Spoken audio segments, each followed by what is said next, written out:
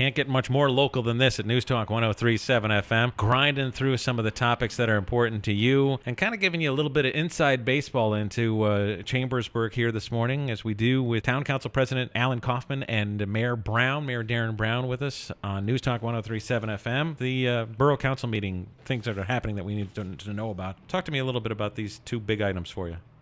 The two big items that we have are further action regarding Southgate Shopping Center, and then also plans for a parking garage downtown. Which one's the Southgate? Is that over here? No. Yes. This one? The one that's... Okay. And people can't see where you're pointing. Of course they can't. Folks, I'm facing South Main Street. For those of you that are playing at home, I'm facing South Main Street, and my arm just went completely backwards. So there you go. All right, so that where the Big Lots is. Yes, Big Lots. All right. And Gold's Gym for the time being. Okay. All right, so there's some sort of action going on in this one? There's some... Alan can touch on this a little better than I can. All right, third rail sounds like. I'll tell you what the agenda item says. It says approval of a resolution authorizing enforcement proceedings, including appropriate judicial processing against Franklin Properties, Paran Management et al., for repeated failure to correct various code violations at the Southgate Shopping Center, or, if necessary, to close those parts of the shopping center that pose a public safety hazard. Okay.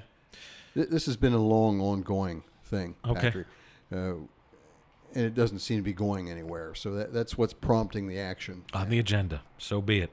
And plans for a parking garage downtown, huh? Well, it's more than a parking garage. This is the plan that goes back, the earliest paperwork I have on it goes back to 2001. It was proposed multi-use building, downtown Chambersburg. It's on the corner of Spring Street and Lincoln Way. And it's 130 some feet tall if it gets built to that specification. And the height limitation was approved by the zoning hearing board. So it's actually taller than most any other building would be in town. We're visiting this morning with Alan Coffman, Town Council President here in Chambersburg, and Mayor Brown. What is the limit on buildings as far as height goes? I'm going to say off the top of my head it's 72 feet. Okay. But again, this building did need to be approved to be taller than that because of the design of it, and with the 5 stories of parking that was below it on the ground floor. So it's more than just a parking garage. It would be a retail area, might be apartments, and that's never really been determined. Okay. All right, 4 questions for you, gentlemen. I'll let you go where you need to go on this. Darren and I have talked a little bit about this, and I would like to see a way to make this happen. But the fountain is so beautiful that you should celebrate every time it gets turned on once a year. And I don't know how to go about this. Maybe, Alan, you can tell me, but... For the first year, I think News Talk, and I'll be patting myself on the back you here. Cut the ribbon. I want to either cut the ribbon or I want to throw the turn switch. The water on. I want to turn the water on. There you go. I think it should be celebrated every time that fountain goes on at 11:30. I think. Did you come up with this? Somebody came up with a suggestion to say do it at 11:30 on the day of, because it intersects 11:30. Yeah, that's a good idea. Yeah. So that didn't come from me. Okay, then we should. I don't know when it happens, but we should make that things should stop. At least let's stop for half an hour. Come on down. Celebrate the fountain being turned on. You know, you don't have to go through PennDOT for everything on this. Is it? We're going to stop the road. All right. Well, just freeze the traffic lights for a very long time. How about that? I'll find a way around anything. I'm here for you. But I think it should be. We should celebrate the fact that the fountain should be turned on. How do I get that either on the agenda or somehow or other? There should be some sort of celebration, don't you think? I think you're right. Thank you. And I would agree to that. Probably downtown Chambersburg ought to maybe get incorporated with that, and they could coordinate the opening time with us to make sure that it is ready to go. Very good. Who's that? Who's that going to be? Noel Purdy. Yep, with Downtown Chambersburg Inc., which is affiliated with the Greater Chambersburg Chamber of Commerce. All right. So Doug and Dave and Noel. They would be the ones to contact. And we'll make sure it's ready to turn it on. Okay. We'll find out when that's going to be. That's good. I'd like that to happen this year, Council President. Thank you. I think we can probably. I appreciate that. We can do our part. I would like to throw the switch, and Mr. Mayor, I'd like a proclamation too, please. I would like that. I'm all for that. If they can get the PennDOT, which is the difficult part, then.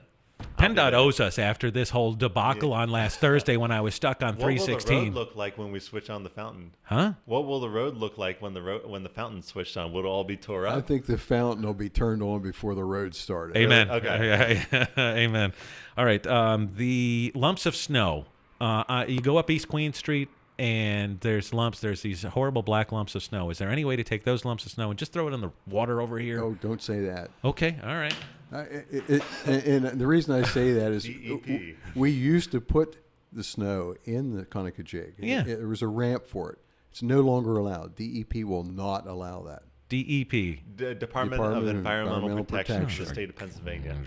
Okay. It's polluting the water. Oh, sure. All right, but it's still running off, though, isn't It's it? polluting the water.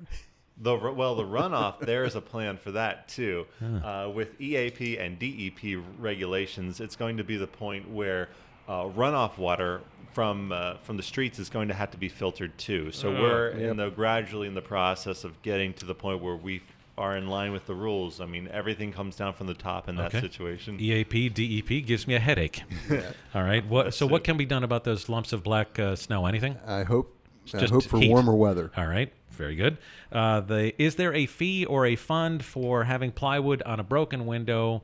I know there's a politician who's got a storefront here. It's not his fault, most likely, but is there somewhere some sort of beautification thing that the city has that says I would think plywood on the window? Normally, when things come under codes like that, it would go to Kathy Newcomer at the Borough, and I don't honestly know exactly what the fix would be for that. I think I would imagine that that's something that the politician would want to have fixed anyway. It's his offices are going to be there, so it doesn't look very great. So I'm sure it's something that's near and dear to his heart to get fixed anyway. Yeah, plywood on a window. It's a I consider that a temporary fix, and it doesn't. There are better. All right. Well, how do we define temporary? That's the other question. That is a good question. Thank you. I guess appreciate everything in this world is You're temporary. full of good questions this morning. I'm here for you. And it's like